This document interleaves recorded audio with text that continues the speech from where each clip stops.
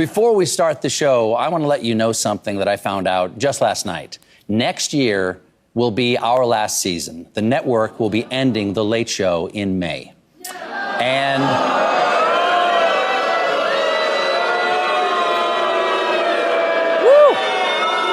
sorry, I was in the crowd. yeah, I share your feelings. It's not just the end of our show, but it's the end of The Late Show on CBS. I'm not being replaced. This is all just going away. Yeah, it's a shocking development. CBS News executive said in a statement Thursday night the decision was not related in any way to the show's performance, content, or other matters happening at Paramount. The show's cancellation comes during a period of upheaval in the world of late-night television as viewers migrate away from traditional broadcast and cable television, as advertising revenue for late-night programs plummets. Mr. Colbert's show will end in May when his contract expires. Now, obviously, the first thing you do is you jump to the big conspiracy theory, right? We're told all the time that we on the right are the big conspiracy theorists. Of course, it's not just like podcasters on the left going to conspiracy theories. It's like mainstream left-wing politicians. Elizabeth Warren, CBS canceled Colbert's show just 3 days. She put that in capitals, if you happen to be listening on podcast. 3 days after Colbert called out CBS's parent company, Paramount, for its $16 million settlement with Trump, a deal that looks like bribery. America deserves to know whether his show was canceled for political reasons. Fascinating because, of course, the whole show was political. The whole thing was political. They didn't care about that show being political because it benefited them the entire time. Now that politics might be getting in their way, they don't like it so much. Pramila Jayapal said Stephen Colbert's show was canceled 3 days after he called out Paramount, CBS's parent company, for folding to Trump with a $16 million settlement for a lawsuit that even they called without merit. People do deserve if it was politically motivated attack on free speech. Almost like they just put the same statement into ChatGPT there. Just gonna throw that one out there. CBS's billionaire owners paid Trump $16 million to settle a bogus lawsuit without trying to sell the network to Skydance, trying to sell the network to Skydance. This is from Bernie Sanders. Stephen Colbert, an extraordinary talent and the most popular late-night host, slams the deal. Days later, he's fired. Do I think this is a coincidence? No! Of course, it's all conspiracy theories. Here's Adam Schiff. Ever since I led his first impeachment, he's threatened me with jail and prosecution and called me a traitor, accused me of treason, blah, blah, blah. Yeah, he coerced Republicans into censuring me in the House, and now the latest attack on me. So I just want to direct this, if this is the right camera, or maybe that's the right camera. That's the right camera right there. Donald, piss off. But Donald, before you piss off, would you release the Epstein files? Come on. Yeah, there you go. That's hilarious. So that's basically, you had everyone. I mean, the Stacey Abrams one was really funny as well. She does a picture after picture after picture after picture of her on Colbert. And it's like, well, maybe that's part of the problem, that he invited you on, this nobody who lost elections over and over and over again, to keep coming back on the show. Maybe that was part of the issue. I don't know. Jim Garrity has a good piece. Ultimately, math ended The Late Show with Stephen Colbert. And he's right. So let's get to the truth about this. Why is he going away? Is it because of politics? Is it because Donald Trump's mean? Is it because Donald Trump wants to, is trying to get the wheels greased to get this Paramount deal through? Let's go through the actual facts on this, because honestly, this happened pretty fast. Forever, late night shows were like the foundation of these networks. They were making a fortune. That has totally changed. A lot of it's happened since COVID, too. Like, it really has fallen apart in the past few years. Late Show with Stephen Colbert was profitable as recently as a few years ago. Now it loses about $40 million a year, according to a person familiar with the budget. Budget for the show, filmed in New York City's Ed Sullivan Theater, which is a building, by the way, that CBS owns, includes a live band, a staff the host said numbered 200 people. For that crap heap of a show, 200 people? Are they all working to sabotage it? An annual salary of $20 million for Colbert, according to a person familiar with the show operations. The hefty cost of production, a withering business model, and a parent company under pressure struck fatal blows. And of course, like, when you're failing at that scale, it's really hard for a company to continue to float this entire operation.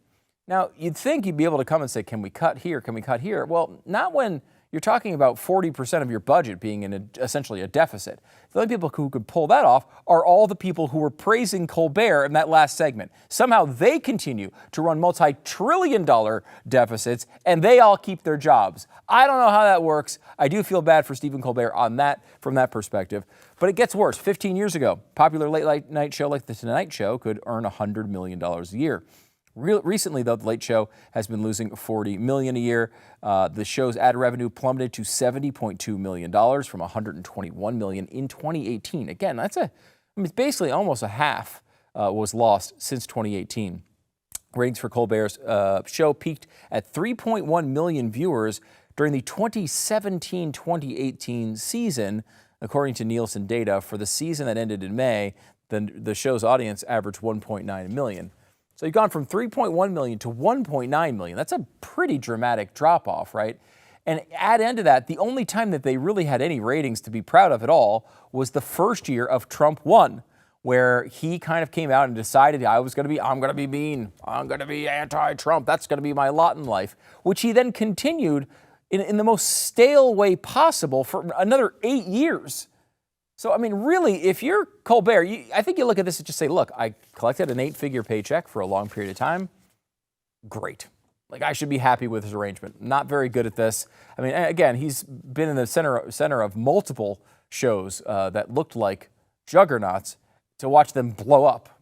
I mean, this is not the first time this has happened with him involved. So, okay, you've got a situation there where it's not really working out all that well financially. But what about the audience? I mean, sure, it's down from 3.1 to 1.9 million, but maybe he was making gains in chosen demographics. That's a big thing that a lot of times executives will say. They'll say, okay, well, yeah, sure, we lost audience overall. Like when they went from Leno to, who went after Leno? Was it Conan? I don't know. They were like, yeah, but we're getting younger viewers or whatever. This stat's fascinating from Noah Rothman from National Review. The average Late Show viewer was 60 years old when Colbert took over. The trendy and hip young Comedy Central phenom was supposed to reverse this trend. Today, the average viewer is 68. That's not reversing the trend. I don't think I need to tell you that. Now, I can give you stats all day long on this and how disastrous this was. We can sit here and mock the performance. We can look at this and say 200 people, good God almighty. I mean, whenever Stephen Colbert wins an award, they've got 200 people because they're all on the stage. There's more people on the stage than the award show audience when he wins an award. It's incredible, the bloat that was going on at that place. I could keep giving you stats, or we could just let Dave Portnoy rant about it for a minute. For these people, including like Colbert, to be like, this isn't really right, that we're blindsided. Buddy, you're losing $40 million a year. You have 200 people creating one show.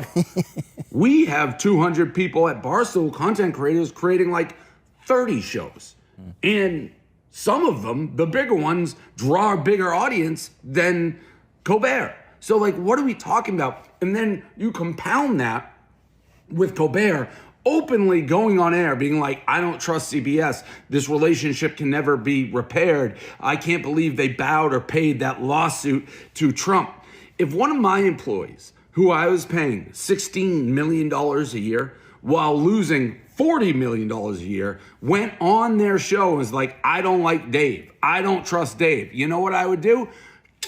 Like, welcome to the real world.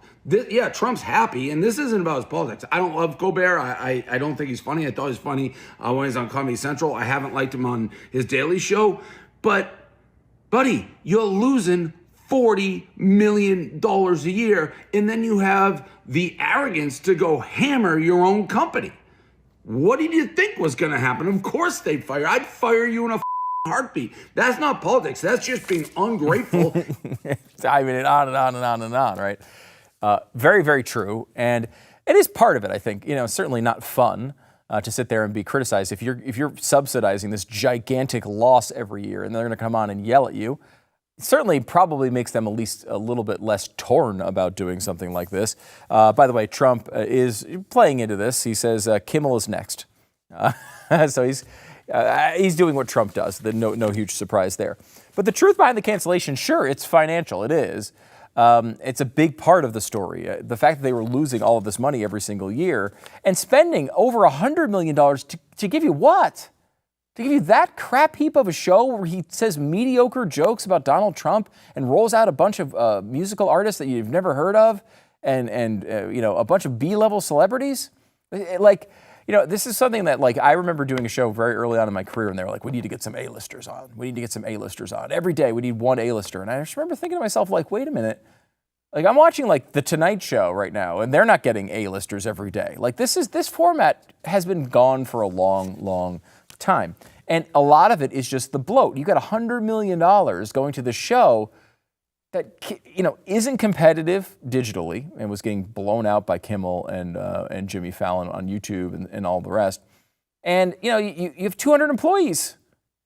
200 employees.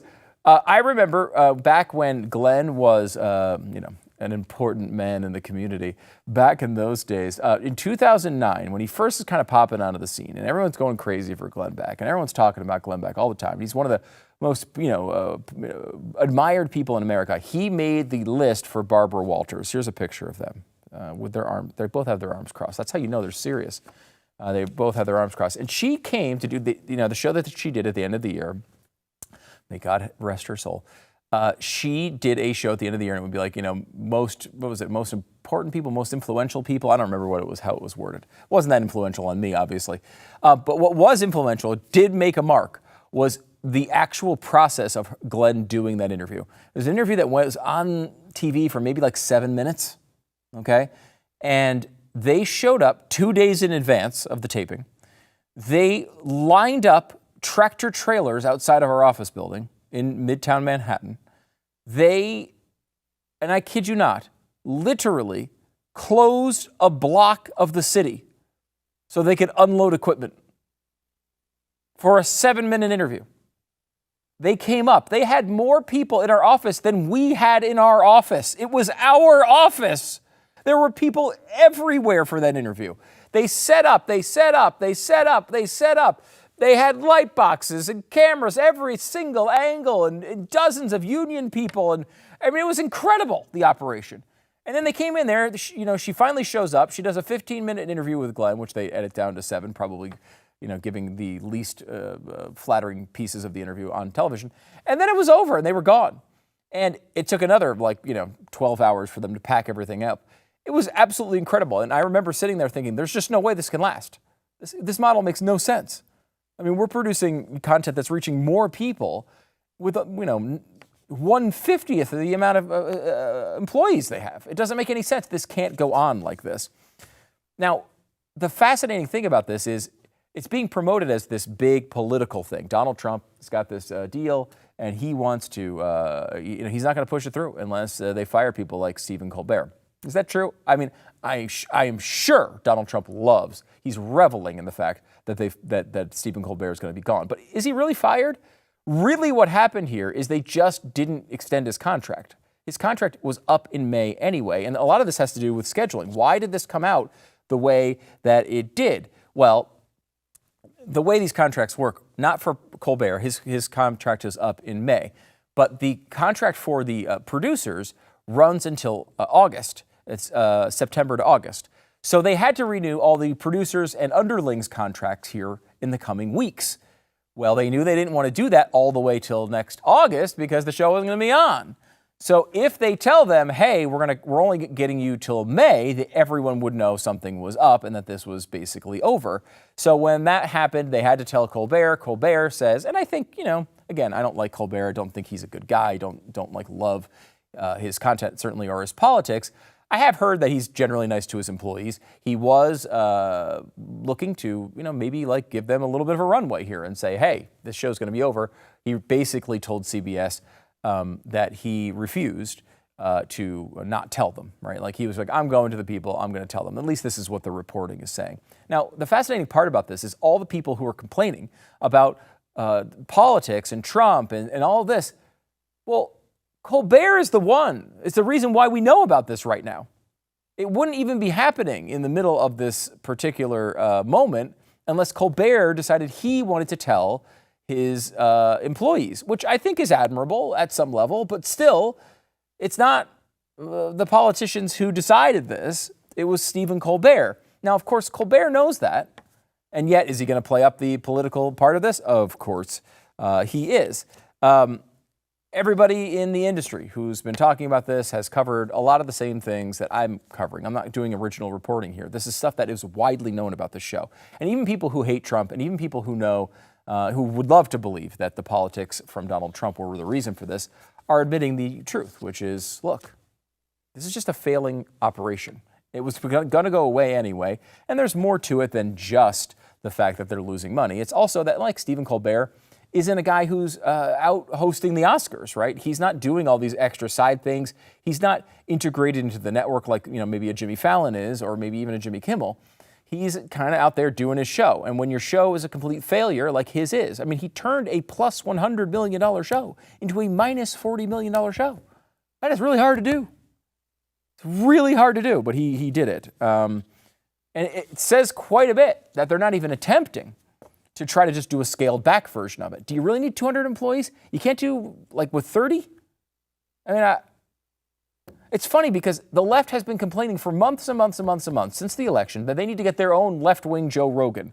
Now, first of all, I don't know if you've noticed, Joe Rogan was a left-wing Joe Rogan until you convinced him to not be a left-wing Joe Rogan anymore. But you're telling me you couldn't just get a guy like that, an up-and-coming person, and say, hey, we're going to do a podcast type of thing, and we're going to air it here, and it's going to cost, instead of $100 million or $120 million, it's going to cost us $10 million, and we can make a profit there. They're not even trying that. They didn't even go to Colbert and say, look, what about doing this? They didn't even attempt it, partially because I think they correctly view Colbert as so divisive that he is hurting their audience no matter what. But this is their chance, I guess, to finally find their liberal Joe Rogan, and they don't even attempt it, at least not yet.